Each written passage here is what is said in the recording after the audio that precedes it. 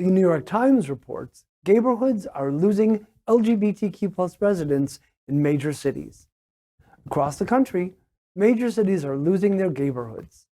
Cleve Jones, the famous LGBTQ+ activist and creator of the AIDS Memorial Quilt, lived in San Francisco's Castro neighborhood for 50 years. Jones recently had to move after gentrification caused the rent for his one-bedroom house to jump from $2,400 a month to $5,200 a month. This has been a case in the Gayborhoods across the country, including New York City, Chicago, LA, and more. Even here in Wilton Manors, pricing at the Gables at Wilton Park recently increased greatly, with the studio jumping from $1,800 a month to $2,200 a month, forcing out many residents. Combined with more and more LGBTQ+ individuals moving to the suburbs, where acceptance is slowly rising, and our safe havens of the Gayborhoods are slowly dying off. I certainly saw it in Chicago. I mean, they don't even call Boys Town anymore. It's now called North Halsted. And that's where they have the rainbow pylons on Halsted Street.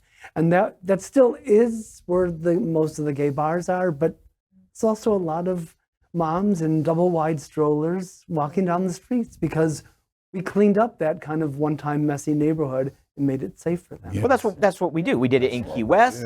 We did it in South Miami Beach. We did it in Wilton Manors, but we don't have anywhere else to go. You know, we turn terrible neighborhoods into better places to be, and then we flip it and move on. But West Palm is already, they're fine. They don't need us. So like we've gone as far north as we can possibly go. But it raises the question of affordability. And we were just talking about this in the previous story. What is affordable? Wilton Manors itself is reckoning with this. You know, they've decided, while they lament the end or the lacking of single family homes, they've got like 1,100 or 1,200 proposed units for the city that are going to be mixed use, retail on the bottom floor and you know, condos up top. And I think a new construction average starts at $500,000 now in Wilton Manor. I think that's what the mayor said at the last meeting. That's not affordable for anybody. So the Gayborhoods are getting priced out. Now, fortunately or unfortunately, you know, the gays in New York that have saved up their money will still want to move here. The gays from Chicago, looking at you, Shapiro. But you know, they'll still want to come here because it's warm. And Chicago will always be cold. Boston will always be cold. But on the whole, we're just an example of what's happening across the country. Exactly. First, we can't, in my opinion, we can't criticize the American free enterprise system. If housing can justify the dramatic increases that are going on, you know, far be it from me to make a critical observation of that. What has historically always happened is to the point that you've made. LGBT has gone into distressed communities. They've created a beehive or an anthill. They've improved it, and then it improves to a point where the Gregs and you will and Ty will and you will go in and you'll invest your blood and your sweat and your tears and your money and improve it. And then it gets to a certain point and straight X and Y go, oh, I love this. And they come in and buy.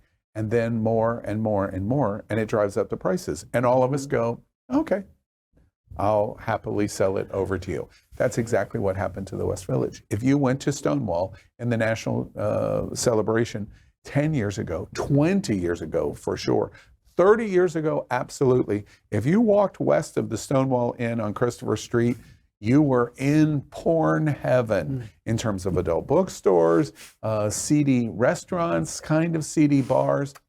That's where we lived in the West Village. Today, you can't buy an apartment for under $1.5 million and tiny in the West Village off Christopher Street. And that's because gay people turned the entire village around to the point where they go, okay, now I'm leaving and pay me my money. It's gentrification as a whole. It happens in places that aren't just, you know, majority gay, like Wynwood is not majority gay, but gentrification happened in that area. It's specifically like Little Haiti, Little Havana area. And you have that rent has gone up. So the people who have lived there for years can no longer afford it. And I'm going to judge the free market system because then it comes into play of we can't, as like a single individual adult. If this was the 1950s, mind you, I wouldn't have the same rights. I'm just saying in terms of pay would be different, and you could probably afford your own place in Miami on a much lower salary than a lot of individuals are making now. But that's the thing, is that you have prices increasing, but then wages are still Stagnating. they're stagnant. So how is it that we're gonna say, you know, oh, we can't judge it? No, I'm gonna judge it because you're making it that I have to figure out how to make more, but then my business organization is not paying me more. So I have to fight. I have to figure out a side hustle. Point. Terrific. And that's what A a lot side of queer hustle. people, yeah, a lot of folks have to do it. That's why we got OnlyFans now. Yeah. Even Blanche Devereaux couldn't live by herself. Yeah, that's Oh, right. man. That's right. The Golden Girls had to. They took 4 of them to have that house in Housemates. South Miami. Wasn't that Sophia House? though? Yeah, well, yeah, it might have been grandma. That's what we all need. We need grandma. You know, it's really interesting. I zero in on Wilton Manors. I love our community. I love Wilton Manors in Fort Lauderdale, but it is a two-edged sword.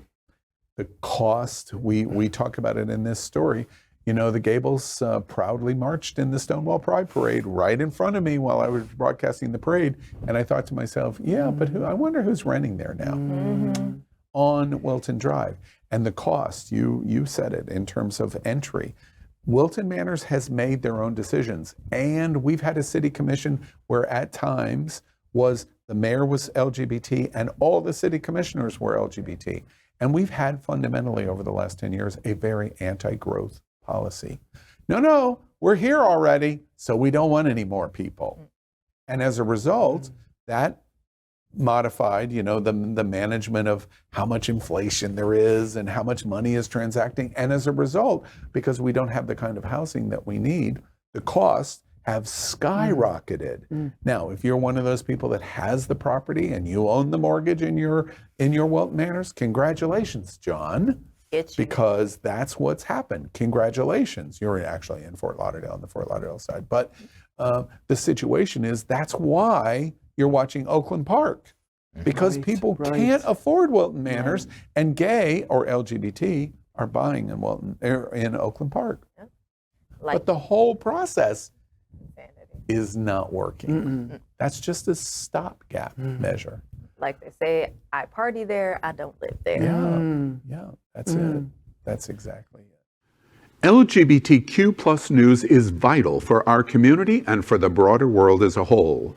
We have enough enemies at Fox News. Tucker, Sean, and Laura are loud. We need passionate allies. Happening Out Television Network, Queer News Tonight, and It's Happening Out are literally out of the closet and into the headlines. Our community needs your support. Like this broadcast and subscribe now to ensure the growth of the entire LGBTQ plus community.